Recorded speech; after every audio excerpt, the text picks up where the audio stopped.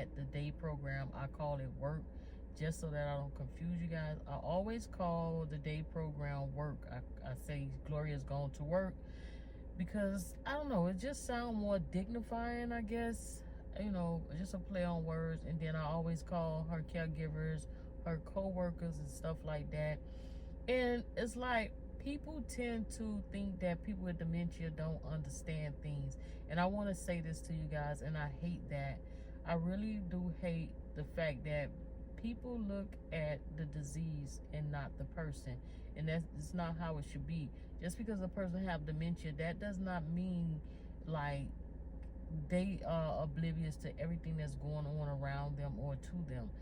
It's like, once a person know that you have dementia, it's like they think that you can't make a decision for yourself. You can't make a choice for yourself. Any type of disability, you need to be talking to your loved ones, asking them questions, not making choices and decisions for them, or just buying things for them without asking them, do you want this?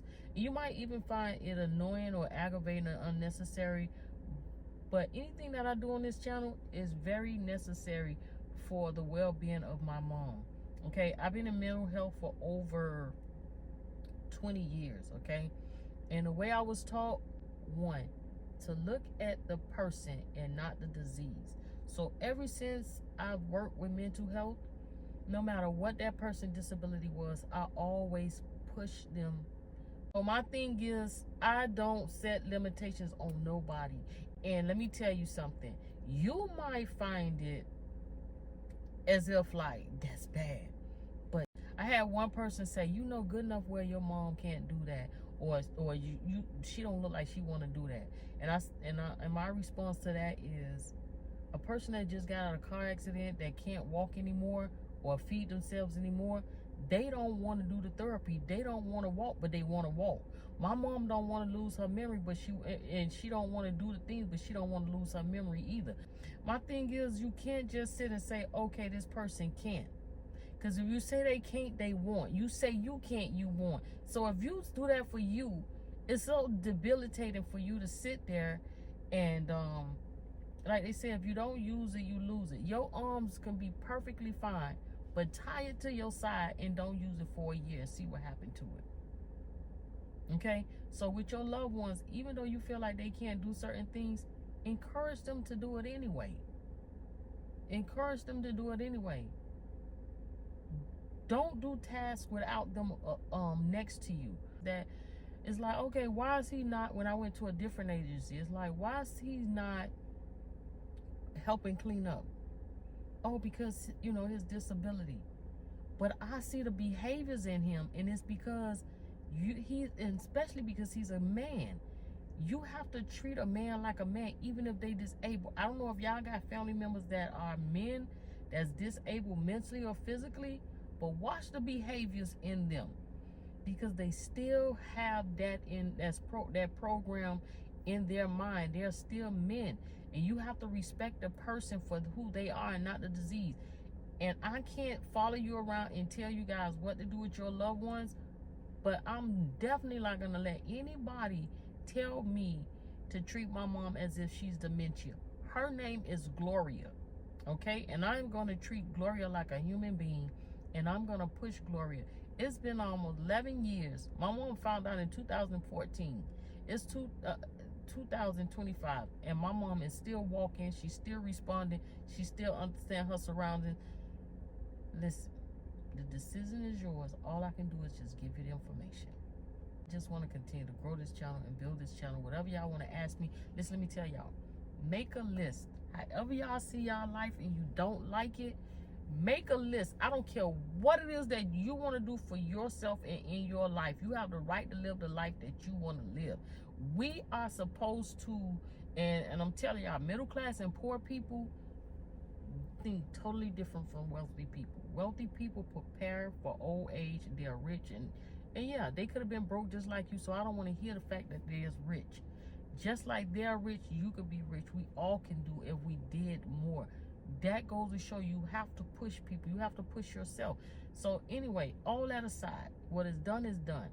I'm saying to you guys, we don't prepare for old age, and we think somebody's supposed to take care of us. Then we think that, y'all see, this is a lot of hard work, and then you want them to do it for free.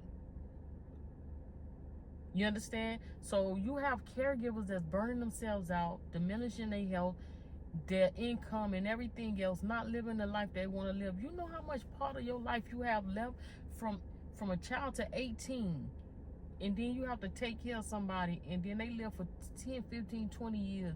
You see how much of your life has been cut out? And then if you're one of those persons that take care of more than one person, you never got a chance to live your life. You know how much resentment that causes? A lot of resentment. So my thing is, if you're going to do this, make sure you include yourself in this, because you know who comes first in this situation? You do. No matter how you want to cut it, you come first, because if your health fails, you die or you fall sick, they don't have you anyway. So you have to keep yourself happy, mentally, physically, up, everything. Then you can properly take care of them. And even if you don't fall sick, the fact that you can become resentful, that doesn't help them either. You have to make sure that you do things and you take care of yourself first. Put yourself in a great state of mind, in a great financial state, everything.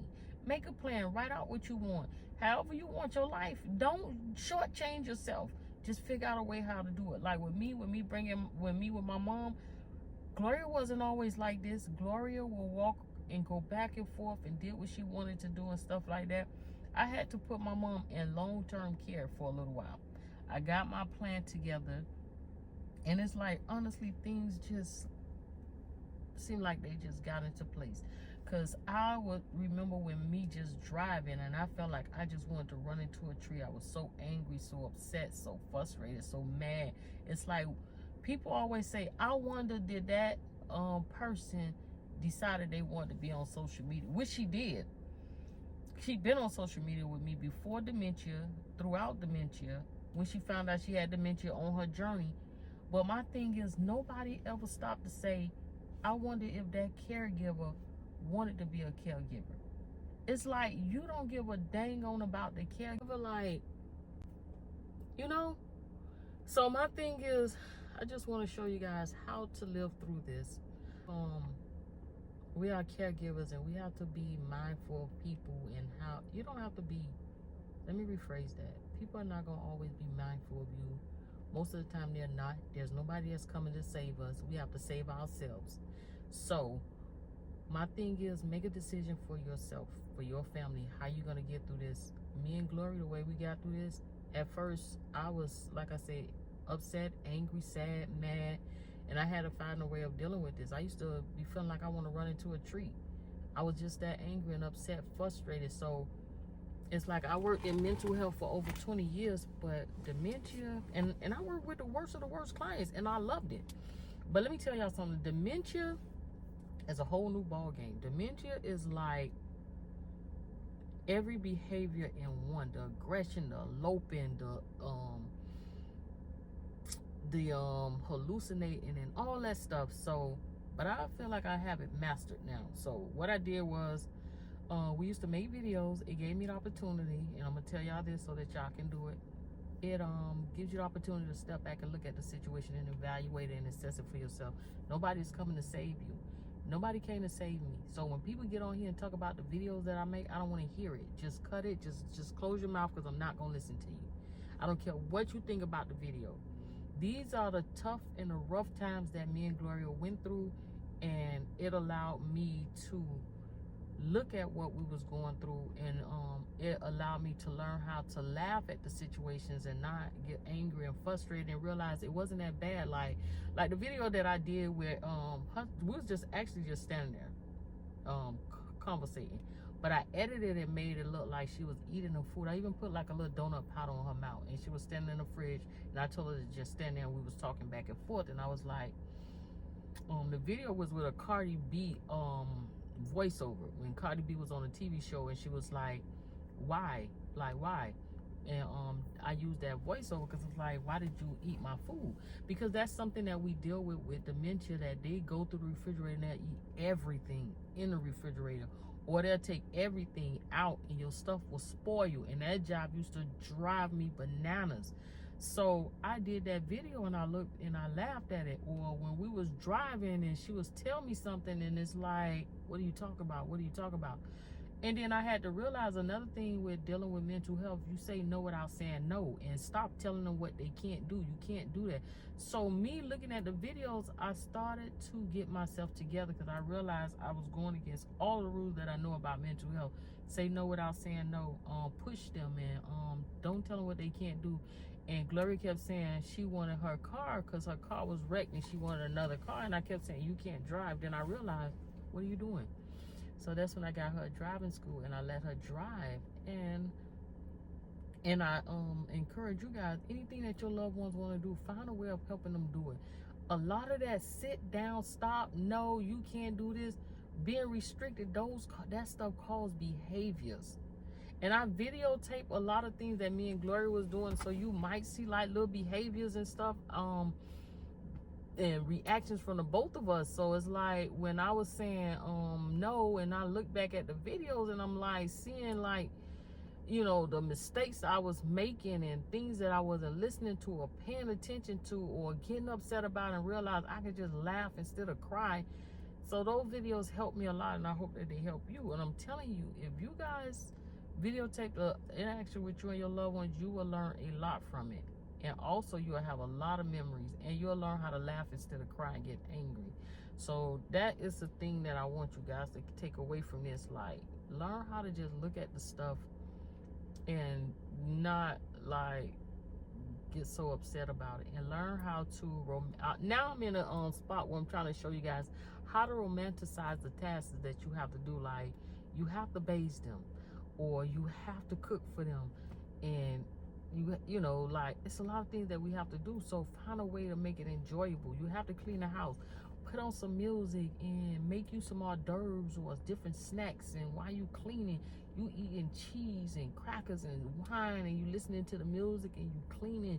Or while you cooking, you got fresh food and you just chopping it up and you thumbing through Instagram trying to find a recipe. You got to take a bath, like y'all saw me, put candles everywhere, something that smell good, make the aroma just, you know, that play with your senses and make you relax while you're trying to do them. That's why I say you have to find a way of living through this moment.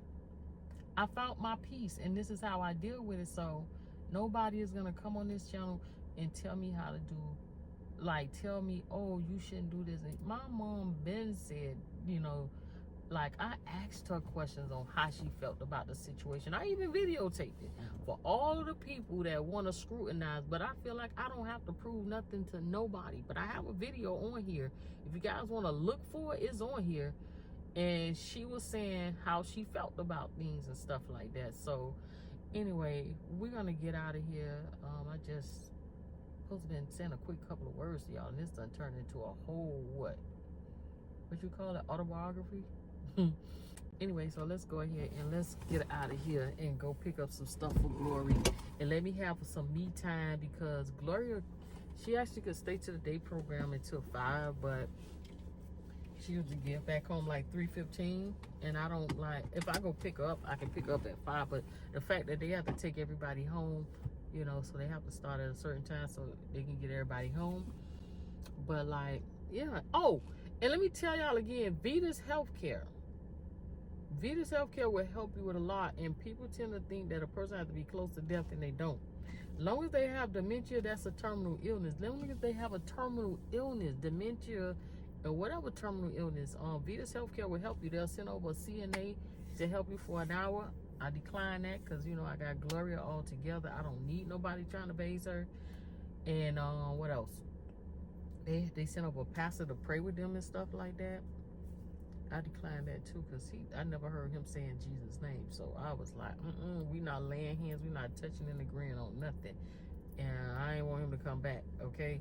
So, and also they do like 24 hours care. Like, if anything happened, your mom is sick, your dad, whoever is sick, you can always call them. A nurse would like do a telecom visit with you, and they'll determine if they need to send somebody out. A nurse come every week to see them and check them. A doctor come once a month. So that comes out, is running back and forth to the doctor, plus her doctor's office actually does house calls too. Vita's Healthcare deliver medication. Her doctor's office deliver medication. Her doctor's office picks up the clients if you need them and see them. And I even had x-rays done at the house. I had COVID tests done at the house. I don't have to run back and forth to the doctor's office. So that's another thing. And then she has Aetna Healthcare. I spoke to them. They said they don't mind me giving y'all the information, they number for you to call the rep. But Aetna Healthcare comes with Medicare. That's a great health insurance. They help you out with things. They help you out with food. They give them extra money benefits like that will help them out, that you can buy things that they may need for them to get around and stuff like that. It pays for like over-the-counter prescriptions, so that's something that don't have to come out of your pocket. Or you can put them on Medicaid, or you could take, if you put them on Medicaid will either pay for them to go to a day program for you to take care of them, or for them to be put in a long-term care. If they don't have Medicaid, and I know it's a hassle getting them on Medicaid, they still have Social Security.